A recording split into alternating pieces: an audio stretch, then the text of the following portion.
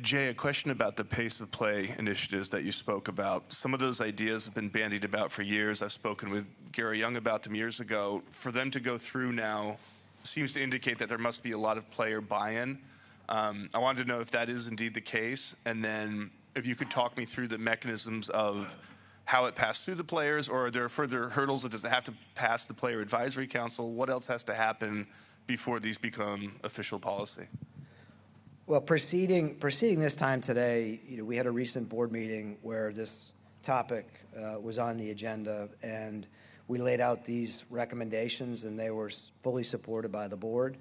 And then just last week, we had a Player Advisory Council meeting where similarly they were fully supported by our Player Advisory Council. And Shane, I think what's important is when you go back to the commentary that you've heard around Fan Forward, and you just look at the commentary generally, we're listening to our fans and we're responding.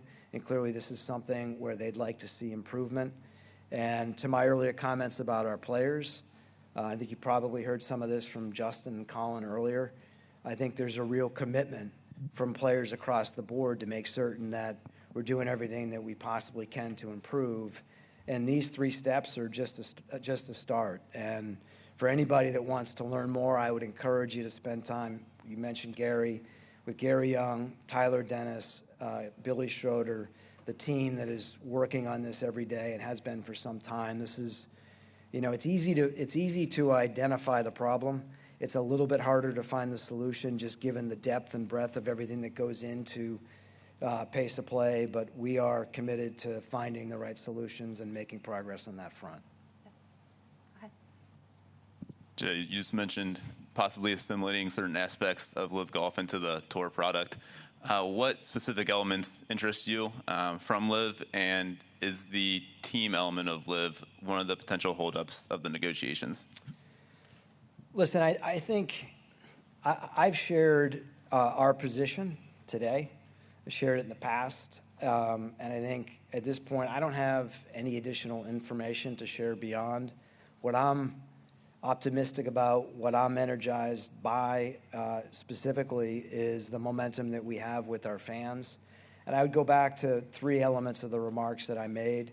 I'd say, from point 1, we're committed to these negotiations and to doing everything that we can to drive to reunification for our fans. That said, we're not going to do anything that diminishes the strength of our platform or that momentum that we have with our fans and partners. And then, importantly, we're going to continue to take aggressive action with everything that we control to make certain that we're doing everything in our power to present and evolve the best version of our tour. And so that's how we're looking at the future, and that's really my focus. You could pass down the line. In the meantime, Dan, over here. So with the SSG investment, I think it's been over a year now, and I know what you've said in the past that it's not just about the capital, it's about the brains and the ideas in the room. How much of all this stuff, there's a lot going on, is being pushed by those new voices in the room, and can you shed any light on potentially what that capital is being used for or going to be used for? Listen, you go back to where we were in January of last year, January 4th in particular, to be able to announce the investment that SSG was making in PGA Tour Enterprises, but most importantly, to be able to bring that level of experience and expertise onto our board, both within sport and beyond, was a huge step for us. It also was an opportunity to bring our players closer to the business by making them owners of their tour. And the way I would answer the question as it relates to capital and their general involvement is, a year in with 2 boards, we're operating as one. You've got representation from SSG across all the committees that we've structured that are looking forward, including how we're going to invest our capital. And I get this question a lot. We haven't invested any of that capital, but we've stood up an investment committee. I had a call yesterday. We're looking at opportunities, and I would summarize those opportunities as investments that we can make to enhance the PGA Tour for our fans, strengthen our tournaments, and then there are bigger opportunities that take time that we're currently looking at. But the tour's never been in this position. We're fortunate to be in this position, and it's not just the capital; it's the intellectual strength that we have that's representing our organization. James? Oh, sorry, go ahead. Jay, as the commissioner of the tour, you make a couple annual press conferences, but as the governor of the PIF, Yasser does not. And as someone who has had numerous meetings with him that you call very real, can you help us understand what he seeks most in a potential investment? Listen, no surprise to you, I'm 100% focused on the PGA Tour and focused on everything that I control. And I think that's a question for him to answer, not for me to answer. But like I said, we've committed ourselves to these negotiations. There's been a lot of discussions, meetings along the way, had the opportunity to understand and get to know Yasser, but I don't have anything further to add. Up here with Mark. Jay, when you talk about the essence of the tour, are you still, in your mind, the tour's mind, is reunification one tour? And how much of a hindrance is team golf and getting a deal done? I think what our fans are telling us, Mark, is that they want to see the best players in the world playing together more often. And that's what really is the focus of the conversations. And I've shared all I'm going to share as it relates to where we are. But hopefully through my commentary, you understand that our interest and our fans understand our interest in doing so is very real. But our interest at the same time is very real in making certain that we're evolving, we're innovating, we're investing back in the experience that they expect of us and continue to improve on that front. Right here, Jay. As part of Fan Forward, you said that fans should expect more golf with less commercial interruptions. Do you have a reasonable timeline when fans might expect to notice that difference? And is there specific maybe numbers or data behind what we can expect to be reduced in those hours? Yeah, listen, I think that as we've come into this year, we look very specifically at the number of golf shots that we're showing per hour, and we do that with our network partners, and we've made material improvements on that front. And listen, I think the work that I referenced earlier and that everybody saw and that we've received such positive commentary on last week with MasterCard and NBC Golf Channel sharing those player-caddy interactions, we're evolving in a way with our partners that has more golf shots per minute, fewer shorter putts, capturing the drama, doing all the things that we think that they want. But to me, there's no specific end goal or end game. It's something that we have to consistently look at and try and improve upon. And I would say that, and you know this as well as anyone, all of you, that the way that our fans are interacting with the tour is primarily through our broadcasts. But the amount of data and the amount of innovation that we're providing, I talked about the drone tracing technology. That's something we've patented. We have 7 patents. We've got 13 pending. There's a lot of innovations that are going to be coming forward that we think are going to make a big difference on that front. And I think we hear that feedback from Fan Forward, and it's something that we're committed to trying to improve upon.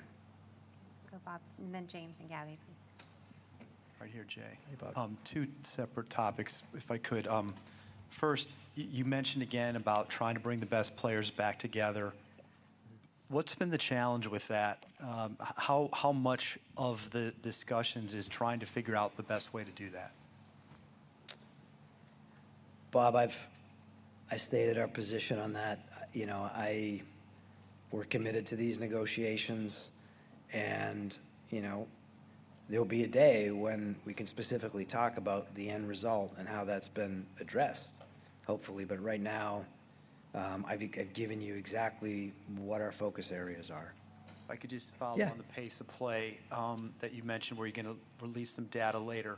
Will that include naming players who are fast and slow? or just is it just going to be numerical information? I think, the conversation that we had with our board, the conversation we've had with our player directors, and again, I would ask all of you to follow up with the subject matter experts in this area, but looking at average stroke times, this is not done so from the standpoint of negativity. There's also a really positive element to this. There's celebrating the players that are playing, faster and improving, and at the same time, there's giving players, the information that they need to have to be able to improve in the eyes of not only how they're competing, but also in the eyes of our fans. And so I look at this as a very positive development, and I think it's pretty telling that when you've got 6 player directors that sit on our boards and you've got 16 members of our player advisory council, that there's a lot of shaking of the heads, and there's an understanding that this is an area where we need to improve, and we're committed to doing so. Over here. Just to follow up on the commercial conversation, I know you've spoken about the tour's efforts to fit more inside the existing TV window, how much golf can be shown. But I'm wondering if the tour would consider changing its commercial format, specifically like as far as charging higher rates in order to show fewer commercials. James, I think that as I said earlier, we're blessed to have the great media partners and network partners we have, and the broad commercial support that we receive. And commercial inventory is one element of the value that our partners generate through a partnership with the PGA Tour. Like I said to the earlier question, and you're sensing in all your dialogue with our conversations, and our fans are experiencing the momentum, is we're going to do everything that we can to continue to improve and to continue to evolve. But make no mistake about it, the commercial underpinning we receive and the ability for our partners to be able to express their brand and tell their stories is an important element of how we're able to present the very best tour in the world. The thing I would say to you is that when you talk to our partners, they're also reimagining how they market and build their brands. So you're seeing a change and a shift there, and we'll work with them to see if that's a change and a shift, or how that change and shift can help us continue to improve an already very strong presentation of our broadcasts. So just to confirm, you don't see the issue of commercial load as being intractable? Listen, as we look at our business, there are very few intractable positions when you're constantly trying to improve. So and the way I look at it is that when we're sitting here a year from now, I think you'll see a tour that continues to have a great story to tell about the way that we're responding in the interests of our fans, our partners, and our players. We're going to go to the back left over here. WJCT, haven't seen you in a while. Yes, good to see you. It's great to be back. How has the funding from Strategic Sports Group aided the tour's entrenchment in St. Johns County in Northeast Florida? And then secondly, the committees that you mentioned that were formed in terms of investing some of those SSG dollars, will they consider the tour's longstanding presence in this region as it reviews ways to invest? I think one of the primary reasons that SSG invested in the PGA Tour is because of our presence in St. Johns County, because of this incredible venue, TPC Sawgrass, and the 2 facilities we have and the experience that we provide, and the impact that we have on this community. We have our flagship event here.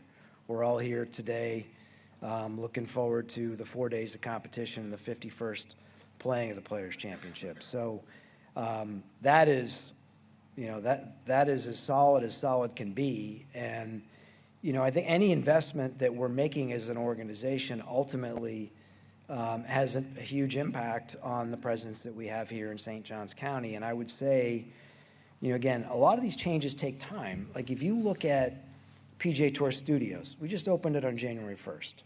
We're world feeding this week to markets around the world, which showcase St. Johns County and Ponte Vedra Beach. And we are, you're going to continue to see more innovation and around this property and around this campus that's done in a way that, again, celebrates the area that we're blessed to be a part of and to be residents of, but at the same time continues to push the PGA Tour forward. Over here. LIV Golf added a new CEO this year, Scott O'Neill. I'm wondering how has his presence been a factor in the momentum and the negotiations, and what has his level of engagement been in the conversation so far? I would just say that, for me, I'm focused on our tour. I've been very clear about who the bulk of our interactions have been with. And, in terms of his level of engagement and his involvement, I think that's a question for Scott to answer. It takes all my time and energy to do everything I can to make sure we're doing all the things we need to do as an organization.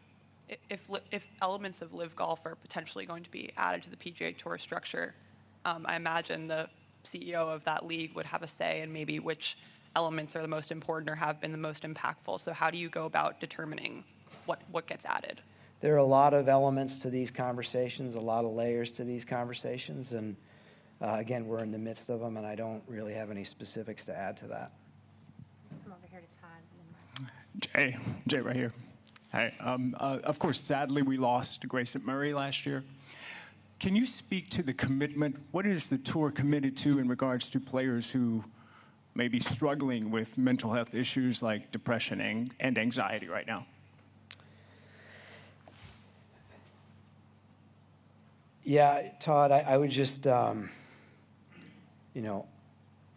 think about Grayson a lot, and his impact continues to be felt. I think for those of us that were there at the Sony Open in Hawaii with his parents and with the establishment of his foundation, feel very inspired by him and by the establishment of that foundation and his family.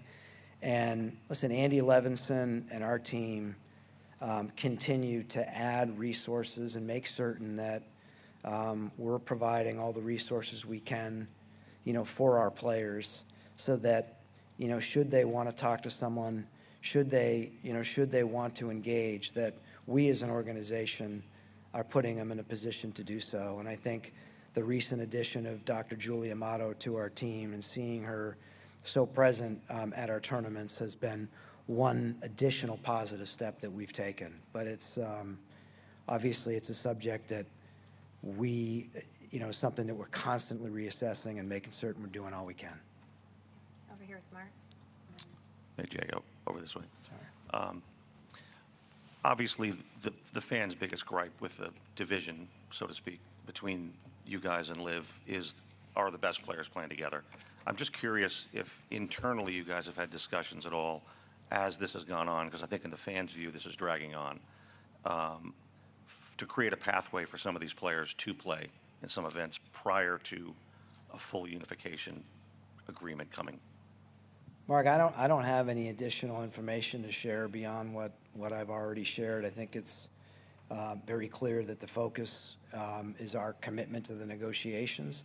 At the same time, our focus is to do everything we can to make the PGA Tour even stronger, to capitalize on the momentum that we have, to listen to our fans, and to do everything that we can in our control. Let's come over here to Alex. Jay, when you signed the framework agreement back a while ago, most of us assumed that meant that this was a fait accompli, something would get done. Since then, you're stronger, they're stronger, clearly. Is it possible in your mind that maybe a deal doesn't get done?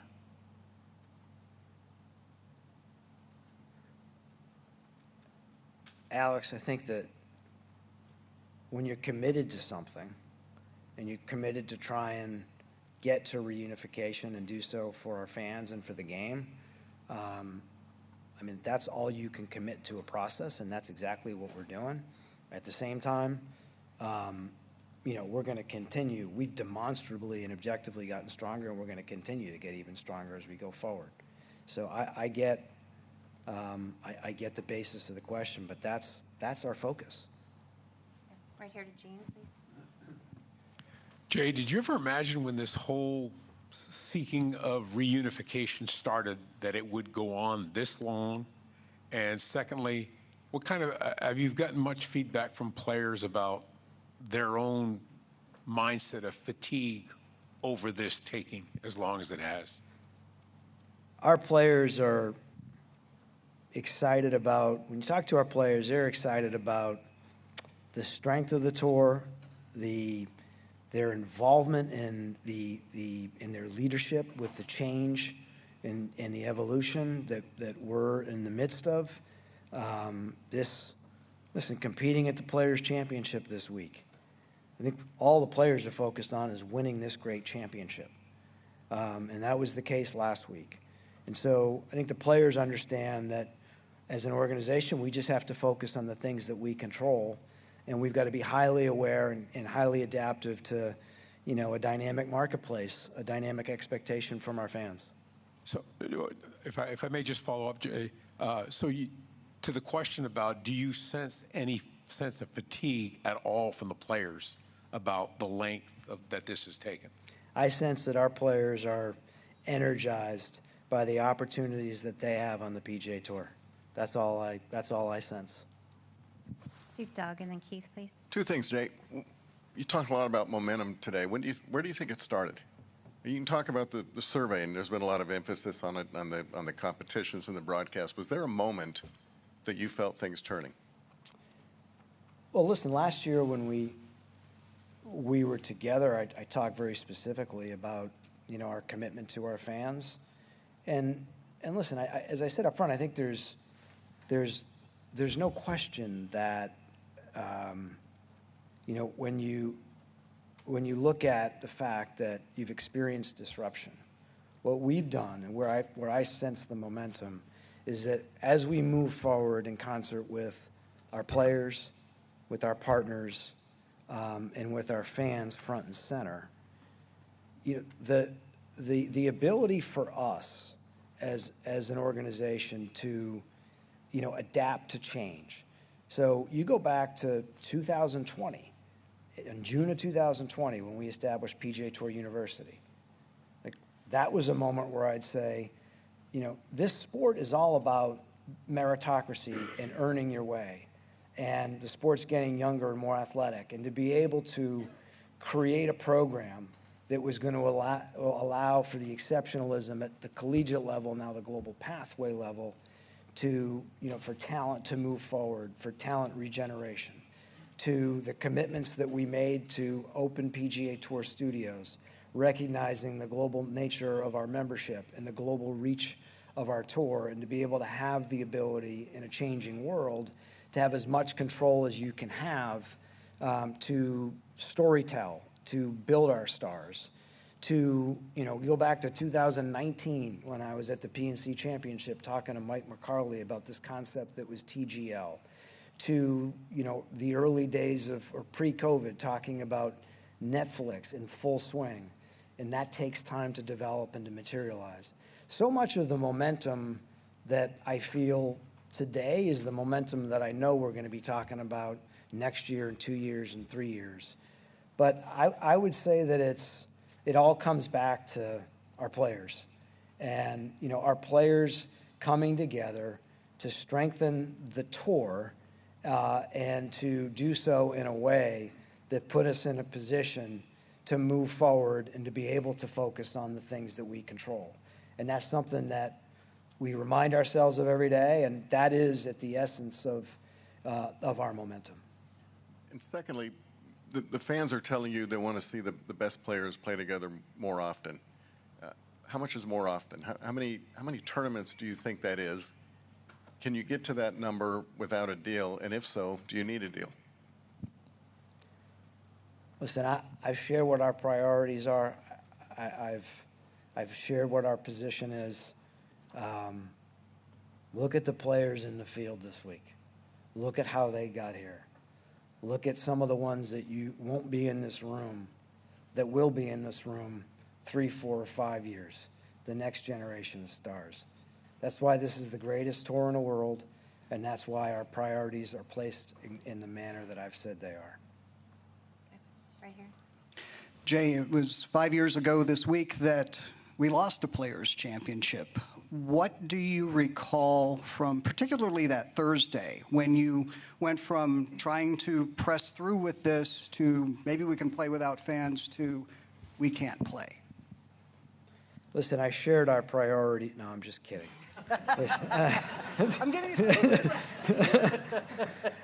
You know, what do I remember most? I mean, I just remember being up on the second floor of the clubhouse in a room for what seemed like eternity as the world was changing. And I remember Hideki's incredible round on Thursday. I remember having a lot of our partners and peers in the golf industry at my house on Wednesday night, and I put my phone down and turned it back on when everybody had left and realized that Disney and the NBA and, you know, there was significant, there were shutdowns and the world was changing. Listen, she's next to me. I'll never forget. There was a point on late in the day on Thursday where Laura wrote on a whiteboard, what would a reasonable person expect us to do? What would our fans expect us to do? And it was, we had talked about all the different scenarios. We were trying to understand as much as we could, but that was the moment where the right decision was made. And I also remember just the aftermath here of some of the things that, you know, we did in the community that I think were very positive, taking a negative situation and turning it into a positive, and that included Billy Horschel showing up at 7 a.m. the next morning to distribute food. And I guess as well, as you were coming out of that, what characteristics, qualities of the PGA Tour may have stood out most to you as you went from shutting down to getting things going again 4, 5, 6 months down the line? I'd say, you know, the impact that we have in the communities where we play, where we played for decades and decades, and the confidence that our community partners had in us to return the game in the right and responsible way, and to come into their market in the right and responsible way, and to do so in a manner where we inspired, you know, the world by being able to, you know, place live sports in front of them in early June, and to have our best, you know, have our players competing. I think that was it just showed the importance and the meaning and the exceptionalism of the tour. And, you know, there was significant dollars that were raised, you know, for the charities the thousands of charities that we support during that time frame. And there was some pretty darn good golf played throughout. Okay, time for a couple more. Keith over here on the right. Jay, over here. We have the second of 6 betcasts on ESPN Plus coming this week. Can you share with us what the response was like to the first one over in Phoenix? And then, as a quick follow-up, how does the tour plan to use that knowledge and wagering coverage going forward with TV broadcasts in order to enhance them? I would say that you know, when you talk to our partners, the week one was, you know, was a success. You know, there's strong engagement. And when you, again, going back to Fan Forward and listening to our fans, you know, we've come to understand that, you know, that individuals that are betting on sports, not just on golf, are twice as likely to be engaged and to be watching sports. And so our whole focus, going back to the original days of our commitment, working with the NBA and Major League Baseball, was to make certain that we did in a right and responsible way in establishing our integrity programs.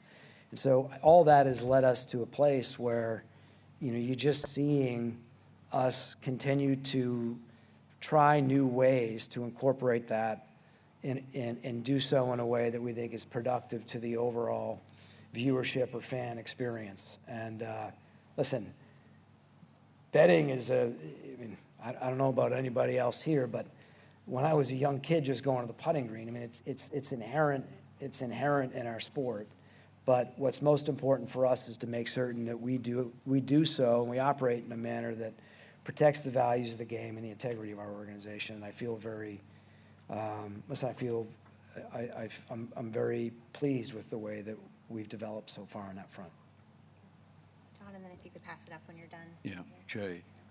Hi. Hi, John. Can I just say that the interest and anxiety and concern and whatever word you want to use to get this sorted out is not unique to this country or this continent. If I had £1 for every time at my golf club back home in England, people said to me, John, what is happening? I would be an awful lot richer than I am now. And the second question is, and that's not really a question, that's a stupid statement really, but sorry. No, that's the second part is, to what extent is the DP World Tour involved in the negotiation? They don't sit with you when you go in, but perhaps you could give us an idea of their involvement and how you report back to them. I know you're on the board, but that doesn't mean, as it might have done years ago, that you'd be flying across the Atlantic every month for the board meetings, or does it? I'm on the phone. Yeah. I should share my phone with you. I'm on the phone with Guy Kinnings virtually every single day. Guy and Eric are here for the week. Guy and Eric were at our board meeting, participated in our board meeting just a few weeks ago. I will be in the UK at their board meeting on March 24th. Anything that I and we are doing as it relates to our negotiations or thinking about how we're going to continue to improve as an organization, they are aware of. And I and they themselves go out of their way to make certain that we're both, fully understanding each other as these conversations evolve. So, when you make a commitment like we did to each other when we formed our alliance, that's a commitment. And I feel very proud of the way that we've both together honored that commitment. And again, I can't understate the importance of the role that they're playing as our partners. Over here, Jay. You said in terms of a deal, you won't do anything that will diminish the strength of the PGA Tour platform or halt the momentum. I'm just curious, in your mind, what would that be? What would be the thing that would, diminish the platform or halt the momentum that you're speaking of in any way? Listen, all I can speak to is, if you look at the PGA Tour today and the strength of our organization, the momentum that we have as an organization, and what we stand for. I mean, ultimately, if you're a player anywhere in the world, this is the platform that you want to get to. And these tournaments are 72-hole stroke play tournaments at historic, iconic venues with moments like we had last Sunday with Russell Henley and his family. That's who we are as an organization, and that's who we'll always be as an organization. And so that's at the center of the way that we think about, what our fans want and what our players want. And that's obviously a very important consideration in our discussions, which is why I've mentioned that today. Okay, just a couple more. We'll start right here. Jay, as you know, there's been a movement within a number of major corporations and educational institutions in the country right now to dissolve their diversity and inclusion programs. Could you speak to the commitment and the position of the PGA with respect to continuing the great work that you've done so far with regard to these issues? Yeah, listen, I'd say, if you go back 26 years ago and you look at the commitment Commissioner Fincham made to the First Tee program and the everyday ongoing commitment that we have to, to serve the 150 chapters around the country, around the world, and to continue to provide both access to the game and to be able to teach young people life skills through the game itself.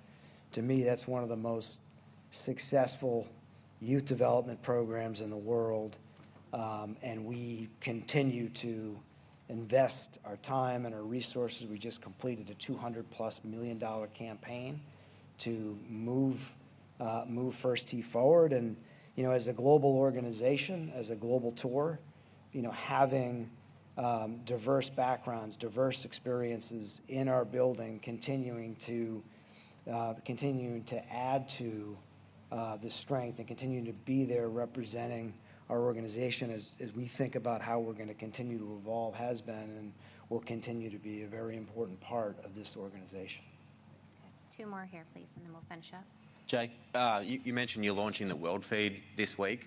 What's the vision for that, say 5 years from now, and how specific do you want to take that outside the United States?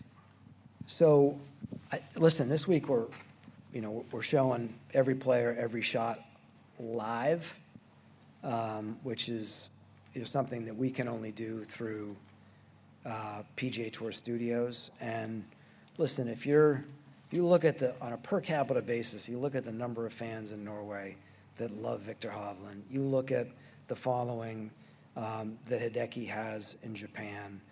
You look at the players that are not on this tour today that are the stars of the future. World Feed in that studio gives us complete flexibility to be able to build our stars faster, to tell their stories faster, to have them engage with their fans in ways that we're not even imagining today. So I think it's a really important asset for us. And it's also an asset for us to be an even better partner to our media partners today. And that's what we're excited about. We'll wrap it up here. Adam? Jay, you used the word urgency earlier in your statements. Mm-hmm. Can you give a sense, is there a next meeting scheduled at this point with Donald Trump and Yasser? There is not a next meeting scheduled at this point. I think I said to you last week, with last week and this week, we have a lot on our plate. Is there any deadline to make a deal? And if not, why not? Well, I think it's just not that simple. When you're in the middle of these negotiations and they're as complex as they are, it's, the reason I say urgency is that that's what we're operating with, but there isn't a concrete deadline that's been established. Could we be sitting here next year still talking about it? Listen, I'm focused on doing everything I can, and I've shared you with what our priorities are, and I'm going to do everything I can within our control to be able to, to be able to make the progress that we need to make. Thank you.